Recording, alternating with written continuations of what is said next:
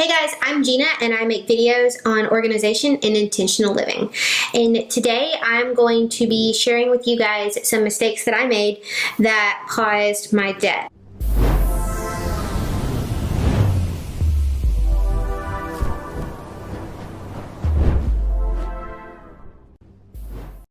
This video isn't going to be very structured. I'm kind of just going to talk off the cuff and just share a little bit. So I've shared in previous videos that I have gotten myself debt-free before, and I have lived 100% on cash before. I've done it before, and I did it when I was in my late 20s, and it was before I got married. So I did it on a single income, entry-level income at that, by myself.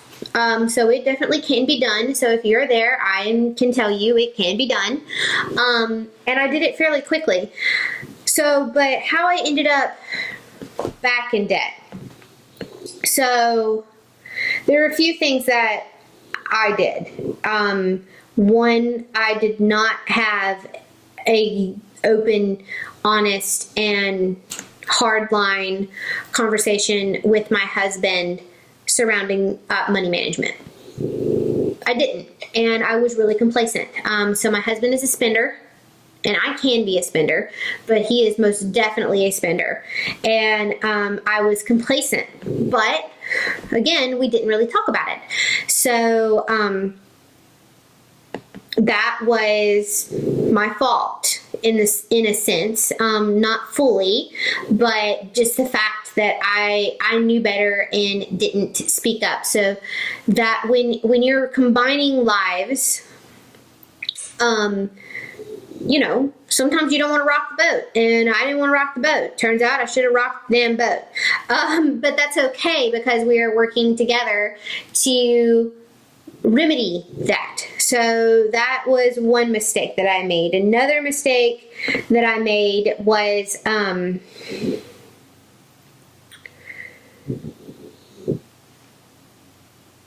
not necessarily sticking to my budget.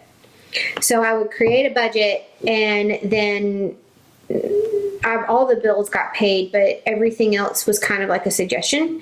And there was no cap on anything. So we would still, you know, we'd have our budget, the bills would get paid, and go to the grocery store and deviate from the list, or constantly stopping at the gas station every morning to get a drink and a snack, or always running to Starbucks, you know, things that weren't planned for that added up very, very quickly.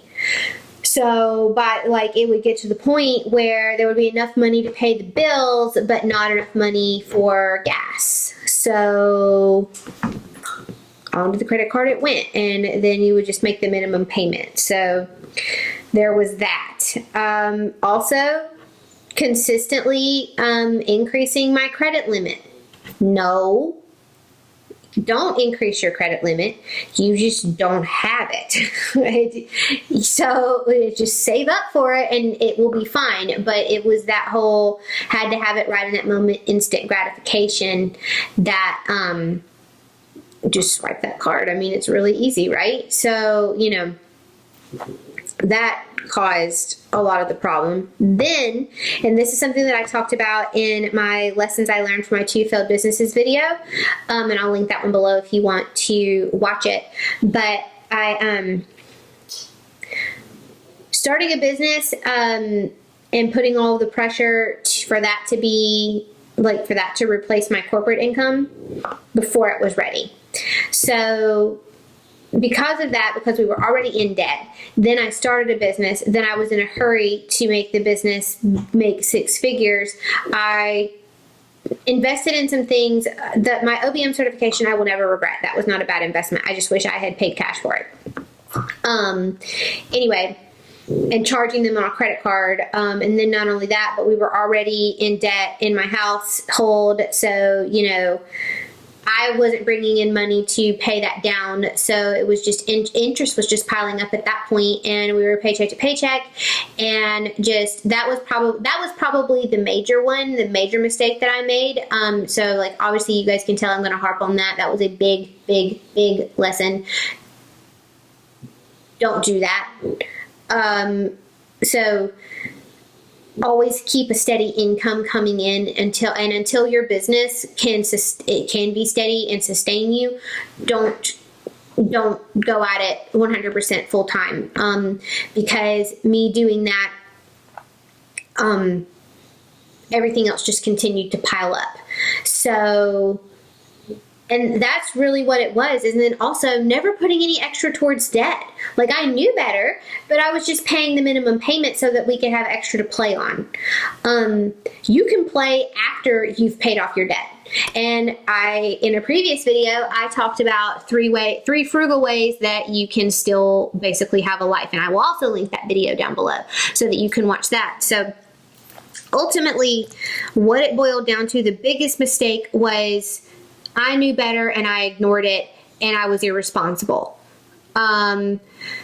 You know, my take on finances, I knew better, and then I was irresponsible with it, and I allowed myself to get sucked into a lot of things that I knew were wrong and that were going to come back and bite me.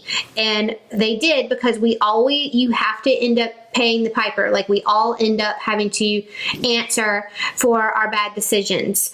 And now that day is here. And unfortunately, it has happened, and I am getting ready to have my first child. So that blows.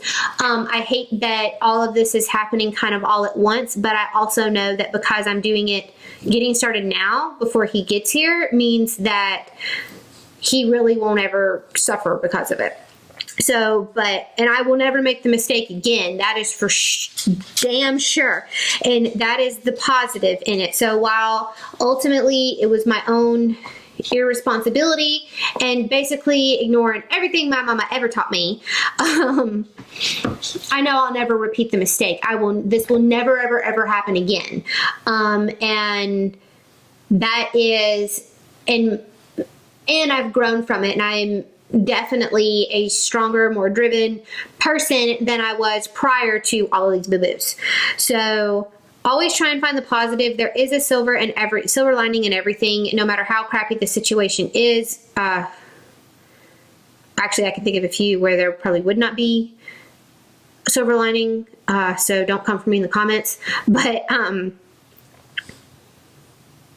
we all make mistakes, and even though, like I said before, I knew better, I was I beat myself up, like really beat myself up. And a lot of that self-abuse and the guilt and the shame and everything that I was feeling, even though it was driving me to try and do better, I was going about it all the wrong way, and I wasn't being strategic, and I wasn't thinking it through. So, you know, I had to also learn to forgive myself and give myself a little grace. And that's something that you need to do for yourself as well.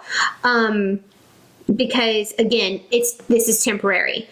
So you can't always turn your life around. And they always say, everybody's always waits for a new year to start taking action to change their life. And honestly, it's hour by hour. You can make the decision at 12 p.m. I'm going to do something about this, and I'm going to change my life. And by 1 p.m. start doing something about it. So you don't have to wait. The time is like right now, where you can start making changes and taking action to get a hold of the life that you want. So let me know in the comments below if this was helpful. What was your biggest takeaway? I really hate being vulnerable, but I feel like that if I share this with you guys, it will help somebody else maybe not make the same mistake I did, and they'll be a step ahead of where I'm at. So let me know in the comments what your biggest takeaway from today's video was. And in the next video, I'm actually going to be sharing some tips for landing clients on Upwork, or really any freelancing platform, but Upwork specifically. So make sure you tune in for that one. And all right, you guys, I will see you in the next one. Bye.